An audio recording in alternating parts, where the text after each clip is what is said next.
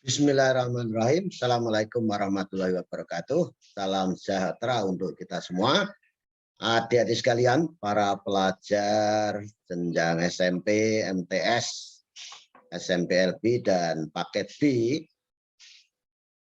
khususnya yang sekarang kelas 7. Insya Allah bulan Juni-Juli naik kelas 8. Dan pada bulan September, kalian akan dipilih untuk menjadi sampel pelaksanaan asesmen nasional. Di mana pada kegiatan asesmen nasional nanti, kalian akan mengerjakan ada soal-soal literasi atau membaca atau bahasa Indonesia, ada soal tentang AKM, numerasi atau matematika, ada survei karakter dan survei lingkungan belajar. Nah, untuk survei karakter dan survei lingkungan belajar kiranya tidak perlu persiapan khusus ya. Namun untuk AKM literasi dan numerasi, mengingat soal-soalnya juga agak berbeda dari soal-soal yang biasa kalian hadapi, meskipun juga tidak harus bimbel dan lain sebagainya, tapi setidaknya kalian bisa mencoba mengerjakan soal-soal AKM, literasi maupun numerasi yang ada di web AKM. Gratis, kalian tinggal buka saja di alamat https://2 kali. Yang sekarang yang baru ya, hasilun.uspendik.kemdikbud.go.id /AKM/AKM/ Di sana ada soal-soal, baik soal literasi maupun soal-soal AKM numerasi.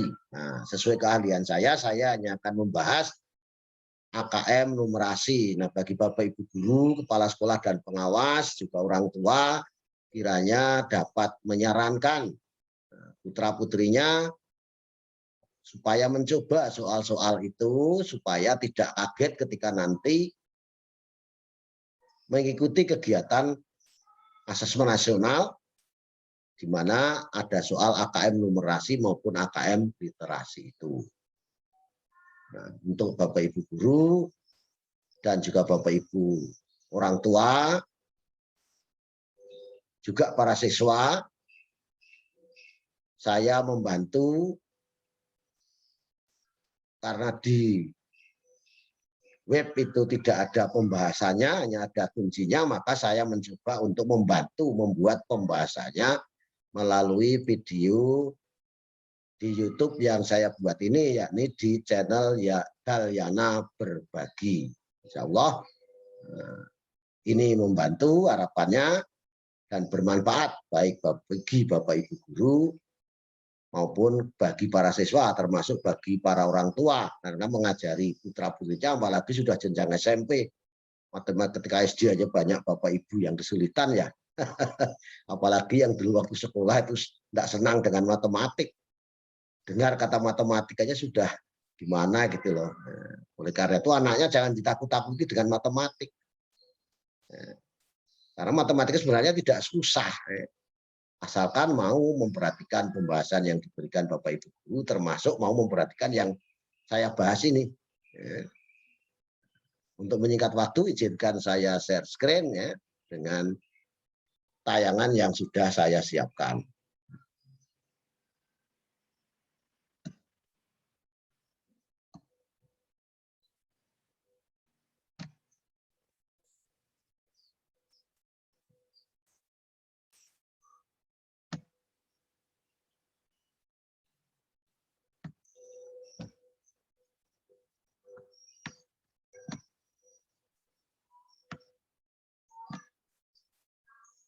Nah, mohon maaf, tidak bosan-bosannya saya ingatkan supaya Bapak Ibu, adik-adik tidak ketinggalan berbagai informasi yang saya bagikan melalui YouTube Dalyana Berbagi channel ini. Maka yang belum subscribe dan belum klik loncengnya, saya tunggu untuk subscribe dan klik loncengnya dulu. Yang sudah saya ucapkan banyak terima kasih. Oke, sudah siap dengan alat tulis dan perhatiannya, khususnya adik-adik. Kalau sudah siap, kita mulai. Namun sebelumnya, saya sampaikan dulu bahwa ini adalah bagian kedua untuk jenjang SMP. Kontennya adalah geometri dan pengukuran, subkontennya adalah pengukuran. Di bagian satu kemarin adalah subkompetensinya, kontennya sama, geometri dan pengukuran, tapi yang pertama kemarin kontennya adalah bangun geometri. Bagian kedua adalah pengukuran. Nah, ini alamat webnya yang baru, yang terpakai ya, yang bawah ya. Tadi sudah saya sebutkan. Nah, juga kembali saya ingatkan bahwa saya sudah banyak membahas soal AKM ini, contoh soal AKM ini baik jenjang SD, SMP, bahkan SMA dan SMK. Nah, ini untuk jenjang SMP, ini kontennya sama ya, bilangan, kemudian geometri pengukuran, aljabar, kemudian yang keempat adalah data dan ketidakpastian. SMP juga begitu. Tapi untuk SMP ini yang bilangan itu belum ada contoh soalnya. Insya Allah nanti akan saya carikan soal yang lain, mungkin saya bahas pada bagian ke-8 ya. Oke. Nah, sebelum ini saya sudah melakukan pembahasan di soal ayo coba di web AKM. Nah, ini silakan boleh dilihat nanti bagaimana pembahasan soal ayo coba itu bisa dicoba secara online ya di web AKM, alamatnya tadi. Nah, yang baru saja saya bahas ini sudah kita bahas. Nah, sekarang akan kita bahas bagian kedua ini. Ya. Jadi subkonten pengukuran. Persamaan dan pertidaksamaan insya Allah akan kita bahas selanjutnya. Bagian ketiga, bagian keempat nanti ini relasi dan fungsi termasuk pola bilangan. Di bagian keempat. Ya. Bagian kelima nanti akan kita bahas rasio dan proporsi. Bagian keenam akan kita bahas konten data dan ketidakpastian. Subkonten pertama yaitu data dan representasinya 11 soal. Dan bagian ketujuh itu tentang ketidakpastian, yaitu menghitung peluang kejadian sederhana. Ada 7 soal. Di bagian kedua ini kita akan bahas subkonten pengukuran. Oke, sudah siap dengan segala alat tulisnya adik-adik? Kalau sudah, mari kita mulai. Insya Allah akan saya bahas dengan pelan-pelan dan sejelas-jelasnya. Insya Allah tidak ada yang susah. Asalkan kalian mau tekun belajar, dan belajar. Nah, berlatih mengerjakan soal. Kalau ada kesulitan silahkan hubungi saya. Bisa bertanya melalui komentar di video YouTube yang saya share atau saya bagikan. Oke, kita mulai ya. Nah, ini nomor 1 pilihan ganda. Cara akurat dan mudah untuk menghitung kebutuhan air untuk tubuh kita. Nah, ini juga bisa dipraktekkan nanti. Jumlah air yang kita minum perharinya bervariasi. Berbeda setiap individu. Nah, ini salah satu cara untuk menghitung kebutuhan air tubuh kita bersumber dari India Times. Langkah pertama, ukur berat badan dalam kilogram. Kemudian bagilah dengan angka 30. Selanjutnya tambahkan lebih banyak air untuk aktivitas fisik. Ya, aktivitasnya apa? Kalau aktivitasnya olahraga berkeringat, ya ini yang ditambah. Begitu. Jika berolahraga, nih, Anda mungkin kehilangan banyak air melalui keringat. Tambahkan 0,35 atau 350 ml setiap setengah jam setelah latihan. Ini tolong diperhatikan supaya tubuh tetap sehat. Jadi jika berolahraga 1 jam setiap hari, tambahkan 0,7 liter atau 700 ml air ke dalam tubuh kita ya, untuk kebutuhan harian Anda ya. Kalau apa? Kalau kita ya kita, kalau kalian ya apa, Anda ya Anda. Nah ini sekarang Santi ingin mengetahui kebutuhan airnya dalam 1 hari. Santi kemudian mengukur berat badannya dan didapat hasil sebagai berikut ini hasilnya. Ya. Ini dari timbang, ini hasilnya berapa ini? Ini 60 nih, ini 50, ini 60, berarti itu di tengah-tengahnya berarti 55 ya. Oke, nah sekarang jika hari itu Santi berolahraga 60 menit atau 1 jam ya, jumlah air yang dibutuhkan Santi saat itu adalah berapa? Mana strateginya? Oh ya, kita ikuti langkah-langkah ini. Langkah pertama adalah berat badan Santi tadi berapa? Ini ya kan? Berat badan Santi nah, dari hasil timbangan ini adalah 55 kilogram. Oke, bisa dipahami? Oke, yang kedua, bagi 30. Ini berat badan tadi dibagi 30, 55 bagi 1,83. Terus yang ketiga, tambahkan lebih banyak air untuk aktivitas. Aktivitasnya tadi apa? Olahraga. Berapa jam? 1 jam ini kan. Nih selama 60 menit itu kan 1 jam. Berarti tambah airnya berapa? Iya. Bisa ini 2 kali 0,35 bisa langsung ini ya 0,7. Jadi ini kan bisa ini atau bisa juga langsung menggunakan ini 0,7. Berapa sekarang 1,83 tambah 0,7? 2,53. 2,53 yang mana yang mendekati? Jawabannya adalah D. Nah, sampai di sini ada pertanyaan, kan tidak susah. Nah, sudah ada jelas langkah-langkahnya. Pertama berat badannya Santi berapa tadi? 55. Dibagi 30, 1,83. Olahraga 1 jam. Sudah jelas ini. Tambahnya adalah 2 kali 0,35 atau langsung tambah 0,7. 2,53. Dibulatkan 1 desimal ya 2,5. Oke, bisa dipahami? Kalau bisa kita lanjut. Sekarang nomor 2.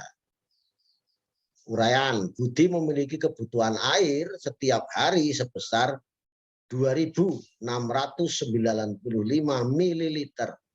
Budi memiliki gelas sendiri yang memiliki bentuk sebagai berikut. Nah ini bentuknya tabung, tingginya 12,5, diameternya 7 cm. Jelas ini ya. Sekarang perhatikan 2 pola minum berikut. Yang pertama, pagi ini 2 gelas, tapi tidak penuh ya. Ini tingginya hanya 0,8 dari tinggi gelas. Siang 3 gelas, tingginya juga 0,8. Malam 2 gelas, tingginya 0,8 dari tinggi gelas yang ada. Kalau penuh ya meledak. Nah pola kedua, nah itu tinggi gelasnya, ya atau teh sama saja. Untuk pagi dia minumnya, nah ini 1,5 gelas, ya kan? Yang ini tingginya 0,4, ini tingginya 0,8. Pada siang hari 3,5 gelas, tapi tidak penuh, tingginya ini 0,8, ini 0, kan berarti kan setengahnya. Malam dia 1,5 gelas.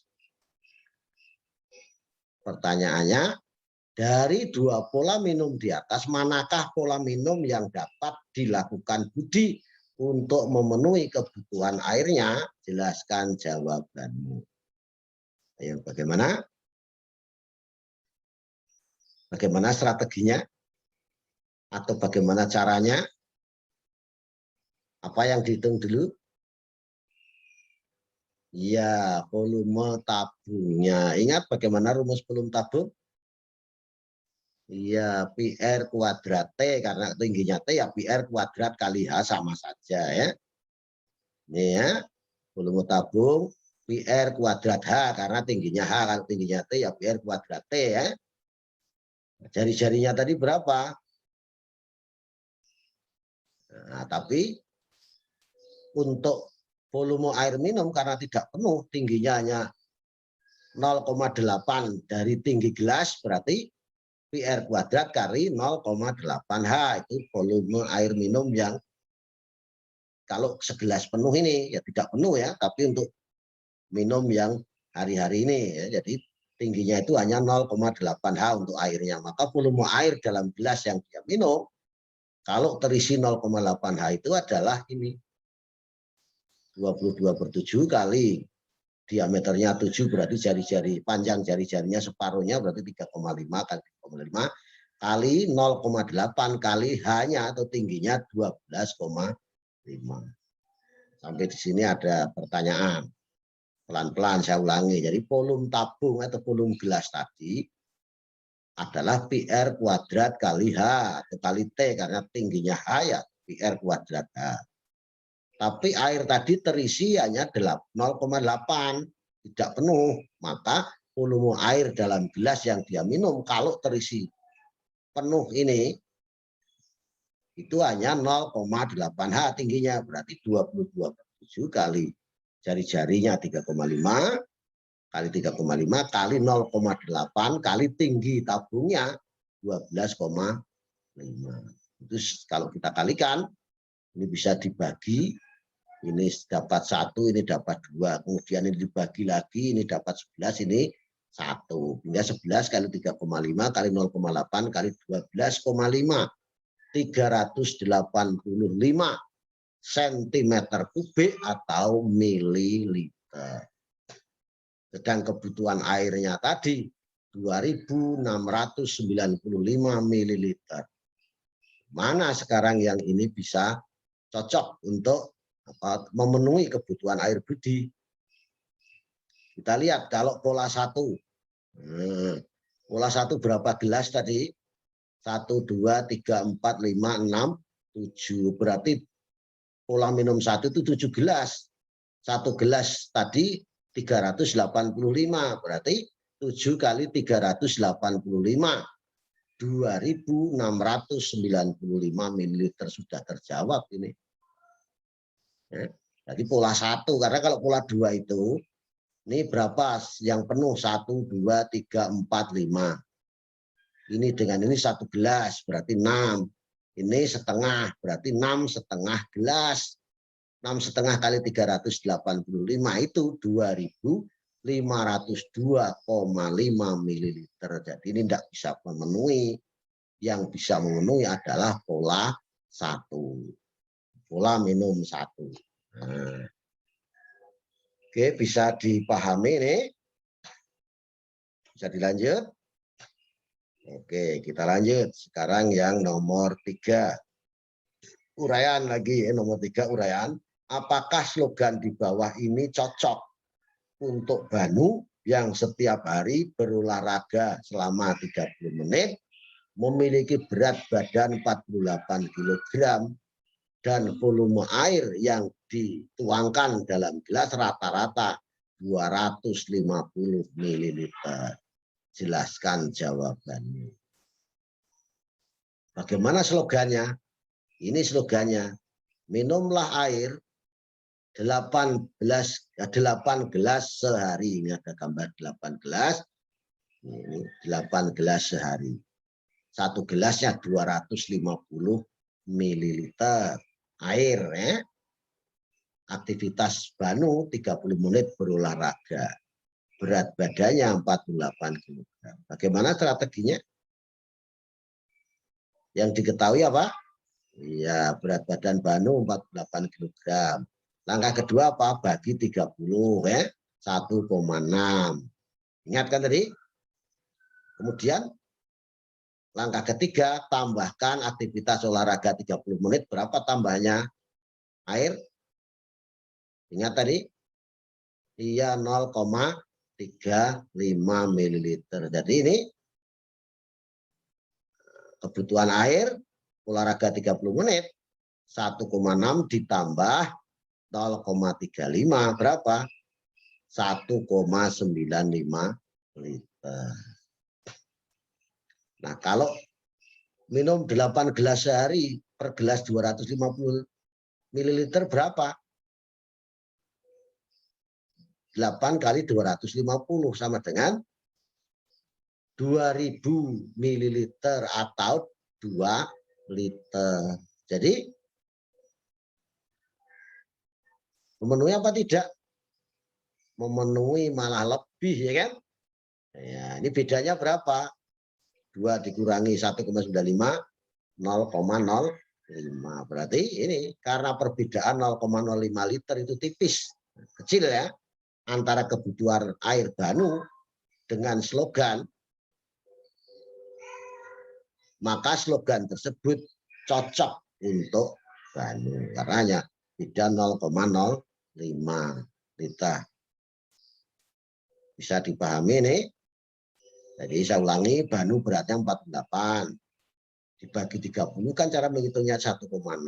Kebutuhan air olahraga 30 menit itu 0,35 ditambahkan 1,95. Jadi kebutuhan air Banu itu 1,95. Jadi kalau dia minum 8 gelas sehari yang satu gelasnya 250 itu sudah terpenuhi, bahkan melebihi 0,05. Jadi cocok slogan ini untuk Banu. Bisa dimengerti? Kita lanjut ya. Ya, oke, nomor 4. 4 uraian. Nah, ini sudah berbeda stimulus ya. Jadi penggunaan air yang berlebihan, selamatkan air kita. Penggunaan air yang berlebihan dalam kegiatan rumah tangga sehari-hari merupakan salah satu faktor yang dapat menyebabkan terjadinya krisis air bersih di Indonesia pada tahun 2025.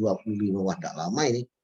Sekarang sudah 2021, 4 tahun lagi. Sedangkan kegiatan mencuci pakaian adalah pemakaian air terbesar kedua setelah untuk keperluan mandi. Rata-rata konsumsi air tiap orang untuk keperluan mandi dan cuci setiap hari adalah 60 liter. Ini untuk keperluan mandi dan cuci 60 liter rata-rata. Ukuran gayung yang dipakai untuk mandi umumnya berbentuk tabung dengan diameter 12 cm dan tinggi 13,5. Pertanyaannya, volume air dalam gayung yang berisi penuh air adalah titik-titik liter. Di sini ditentukan P-nya adalah 3,14. Ini makanya, tahukah kamu mandi dengan bathtub paling tidak menghabiskan 100 sampai 300 liter air. Mandi dengan gayung bisa menghabiskan sekitar 15 liter air. Sedangkan dengan shower dapat menghambat, itu ngirit ya, air 60% atau hanya memerlukan 9 liter air. Keran bocor bisa membuang air hingga 13 liter per hari. Mengurangi frekuensi pemotongan rumput. Ini kalau rumput semuanya dipotong itu mengurangi frekuensi. Jadi kalau motong rumput jangan sering-sering, itu bisa menghambat 1.900 sampai 5.700 liter air per bulan. Memproduksi selembar kertas ukuran A4 seberat 80 gram itu membutuhkan 10 liter air. Jadi banyak ya produksi untuk membuat kertas yang A4 80 gram itu ternyata satu lembar perlu 10 liter air. Nah, tapi ini sekarang pertanyaannya, gayung tadi diameter 12 berarti jari-jarinya ya 6, tingginya 13,5, maka volumenya ini R-nya 6, panjang jari-jari 6, tingginya 13,5, P-nya 3,14. Maka volume gayung tersebut adalah rumusnya adalah PR kuadrat kali T ya, kali H boleh saja. Berarti 3,14 kali R-nya 6 kali 6 kali 13,5. Yaitu 1526,04 cm kubik atau mililiter. Nah, kalau dibulatkan ke 2 desimal ya 1, ini kalau jadikan liter 1,52604 liter. Karena dari mililiter ke liter atau dari sentimeter kubik ke desimeter kubik, jadi liter sama dengan desimeter kubik. Itu dibagi 1000, jadi 1,5204 liter. Dibulatkan 2 desimal 1,53 liter atau kalau 1 desimal ya 1,5 liter. Ini jawabannya ya. Jadi volume air dalam gayung yang berisi penuh adalah 1,53 liter. Kalau dibulatkan 2 desimal, kalau 1 desimal 1,5 liter. Oke, kita lanjut. Nomor 5. Pilihan ganda. Ingat dari hasil perhitungan pembahasan sebelumnya tadi dari nomor 4, 1 gayung air itu 1,53 liter, kalau dibulatkan 1,5 liter. Nah, sekarang pertanyaannya, nah ini tadi, tahukah kamu, sudah kita bacakan tadi, nah, berdasarkan info di atas, ini tadi, benar atau salahkah pernyataan-pernyataan berikut ini? Yang pertama, untuk 1 kali mandi diperlukan sekitar 10 gayung air. 1 kali mandi, berapa di sini? Nah, 10 gayung air itu berapa? 10 kali 1,5 liter. Berarti 15 liter. Mandi dengan gayung. 15 liter. Oh, berarti ini benar ya. Ini 10 gayung air tadi ya. 10 kali, ini kita bulatkan 1 desimal 1,5. Berarti 15 liter. Berarti benar ini. Ya. Tiap 1 jam air, karena keran bocor itu berarti 13 kali bagi 24. Berarti 0,54 liter. 0,54 liter itu berapa gayung? Ini 0,35 gayung. Berarti ini benar apa salah? Salah. Sekarang nomor yang ketiga, untuk membuat 1 rem kertas 500 lembar, 1 rem itu 500 lembar. Kertas A4 sebesar 80 gram itu dibutuhkan 500 liter air. Benar apa salah? 1 lembar perlu berapa? 10 liter. Berarti kalau 1 rem 500 lembar berarti 500 kali 100 berapa? 5.000 liter. Tidak hanya 500, berarti ini salah.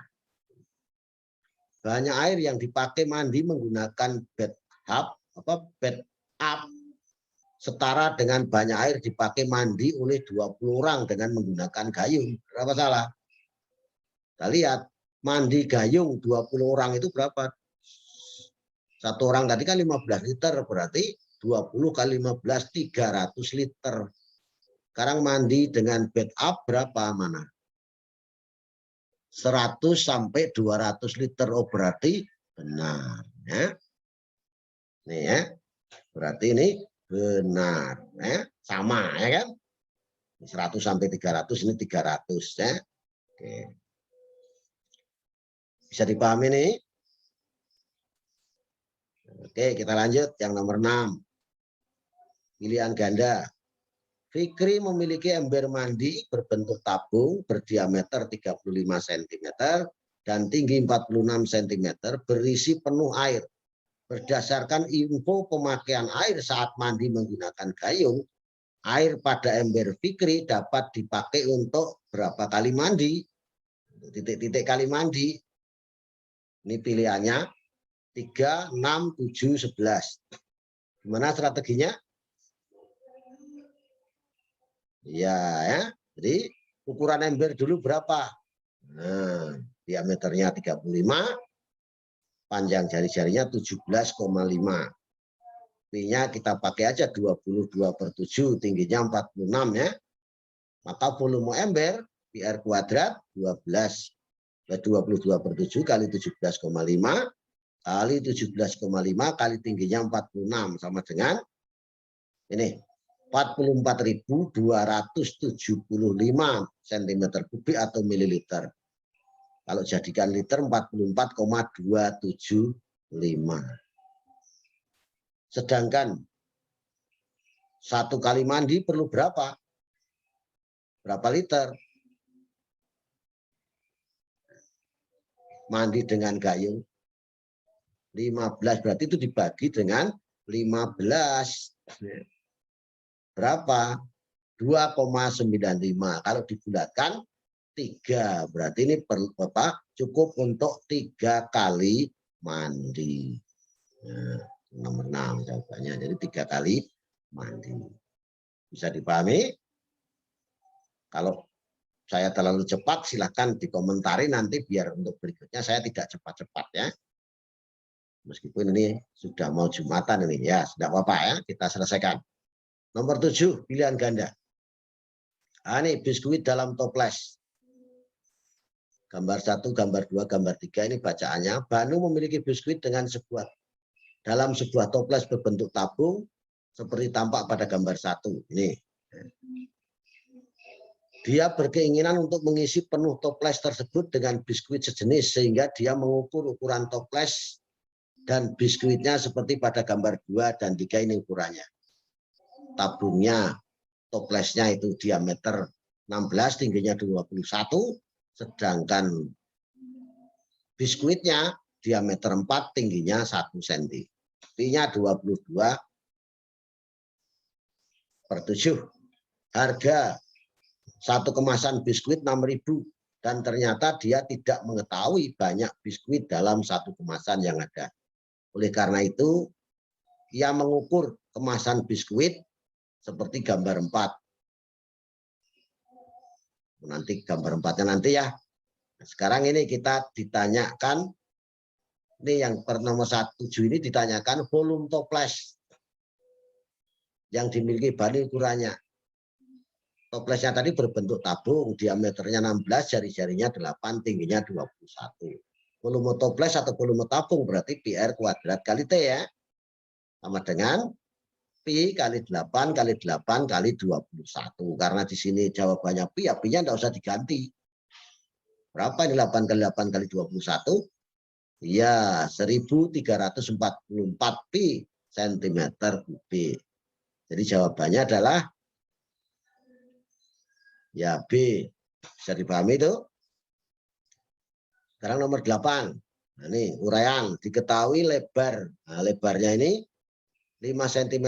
Berapakah perkiraan tepat jumlah biskuit dalam satu kemasan? Berikan penjelasannya. Jadi ini tadi ukuran biskuit tadi. Diameternya 4. Jari-jarinya adalah 2. Tingginya adalah 1 cm. Nah, ini ukuran kemasan. Panjang 19, lebarnya 3,5, tinggi ya. Lebarnya ke sana tadi diketahui 5 cm. Nah, sekarang kalau ini di dalam kemasan, maka panjang 19 ini dapat diisi biskuit berdiameter 4 cm sebanyak berapa? Ya 19 bagi 4. Cukup sampai 5? 5 enggak cukup, berarti hanya 4 buah. Nih ke sana itu hanya 4 buah ini. Terus tingginya 3,5. Itu dapat diisi biskuit dengan tinggi 1 cm sebanyak berapa? 3,5 bagi 1, 3,5.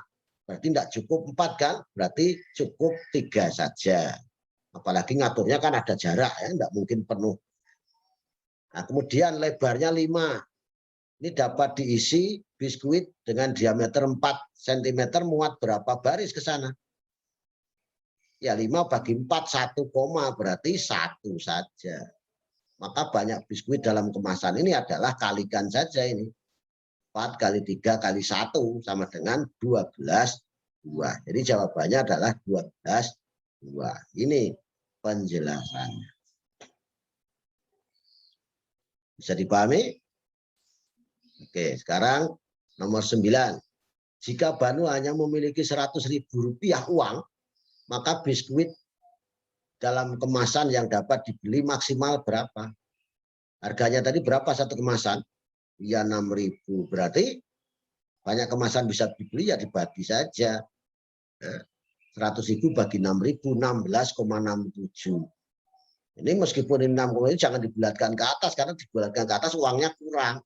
Berarti harus dibulatkan ke bawah 16 kemasan dan masih ada sisa uang. Enggak sampai 100.000, masih ada uang kembalian. Nanti kan ditanyakan uang kembaliannya berapa, ya 16 kali 6.000 untuk mengurangi 100.000. Oke. Nah, sekarang nomor 10. Nah, ini. Jika Banu menyusun biskuit dalam toples seperti gambar 5, maka banyak biskuit dapat dimasukkan ke dalam toples hingga penuh adalah berapa? Nah, sekarang tinggi tabung tadi berapa? 16. Nah, ini ada berapa satu tumpuan ini? 8. Berarti tinggi toplesnya 21, ya kan? Tinggi biskuit 1 cm, berarti ini bisa terisi 21. Ya. Dan terdapat biskuit di setiap 1 cm toples. Oleh karena itu, berapa isi dalam toples itu biskuitnya? Ya 8 kalikan 21, yaitu 168 biskuit. Yaitu jawabannya adalah D. Ada pertanyaan sampai di sini? Mudah-mudahan tidak terlalu cepat. Ya. Nah, ini alamatnya ya. Alamat yang baru saja. https://2 kali atau //hasilun.pusmendik.kemdikbud.go.id/akm/ Silakan, nanti soalnya ini sama ya. Nah, kemudian saya ingatkan, ini channel saya yang sudah subscribe, apalagi sudah subscribe, like, dan share. Sekali lagi saya ucapkan terima kasih. Yang belum ditunggu. Nah, ya. Oh ya, Bapak Ibu sekalian, ketika saya ikut seminar tentang AKM Asesmen Nasional yang diselenggarakan oleh IGI waktu itu,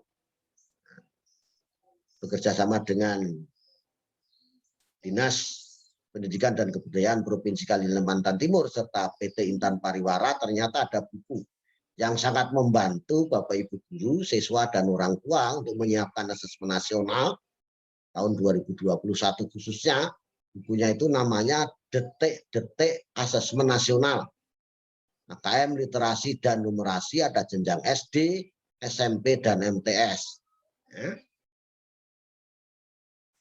Nah, apa keunggulan buku ini? Nah, ini jadi sesuai dengan dokumen final pengembangan asesmen nasional dan Pusmenjar, mengakomodasi 4 asesmen, memuat 5 paket soal literasi dan 5 paket numerasi, dilengkapi bedah soal AKM, dilengkapi buku guru. Nah, ini bapak-bapak guru insya Allah tidak kesulitan. Di dalamnya, dalam buku guru itu ada uraian tentang apa itu asesmen nasional, ada tip atau bagaimana cara membuat soal AKM, ada kisi-kisi AKM literasi dan numerasi, ada kunci jawaban dan pembahasan. Insya Allah tidak susah jadinya. Ini buku-bukunya. Nah, untuk mendapatkan buku tersebut, kiranya dapat menghubungi petugas PT Intan Pariwara berikut ini ya. Ini untuk wilayah Kota Balikpapan, Pasir, dan Penajam Pasir Utara, bisa menghubungi Saudara Subianto. Ini nomor HP-nya. Untuk Samarinda, Kutai Kartanegara, Kutai Barat, dan Mahulu, itu Mas Cesar Triwinarto. Ini nomor HP-nya. Untuk Buntang dan Kutai Timur, Mas Saudara Danang Setiobudi. Ini nomor HP-nya. Untuk Kabupaten Berau, Saudara Kristo Anandita YB, ini nomor HP-nya. Silakan kalau sekolah mau membeli untuk siswanya, biar siswanya tidak membeli, bisa menggunakan dana bosnya. Nah, kiranya demikian, mudah-mudahan bermanfaat ya Bapak Ibu sekalian, bagi Bapak Ibu guru maupun bagi para siswa, khususnya jenjang SMP MTS paket B SNPLB kelas 7 sekarang, nanti bulan September adalah kelas 8. Insya Allah akan menjadi sampel pelaksanaan asesmen nasional. Di dalamnya ada AKM numerasi, literasi, dan survei karakter dan survei lingkungan belajar. Nah, yang saya bahas sesuai keahlian saya hanya membahas yang numerasi. Ini adalah bagian kedua, konten geometri dan pengukuran, subkonten pengukuran. Mudah-mudahan bermanfaat. Kalau ada hal yang ingin didiskusikan, silakan boleh dituliskan di komentar video YouTube saya, Dalyana Berbagi, atau bisa melalui HP, WA, SMS atau telepon ke nomor saya 0821 530 03192. Sekali lagi, mudah-mudahan bermanfaat, mudah-mudahan dapat membantu Bapak Ibu, guru, orang tua, dan para siswa sekalian. Amin, amin, ya rabbal alamin. Kurang dan lebih saya mohon maaf. Saya akhiri. Assalamualaikum warahmatullahi wabarakatuh. Salam sejahtera untuk kita semua. Yang penting tetap semangat untuk belajar dan belajar. Meskipun sementara harus belajar dari rumah. Mudah-mudahan semuanya tetap sehat dan COVID-19 bisa segera berakhir sehingga aktivitas kita bisa kembali normal untuk belajar di sekolah sebagaimana sebelum ada pandemi COVID-19. Amin, amin, ya rabbal alamin.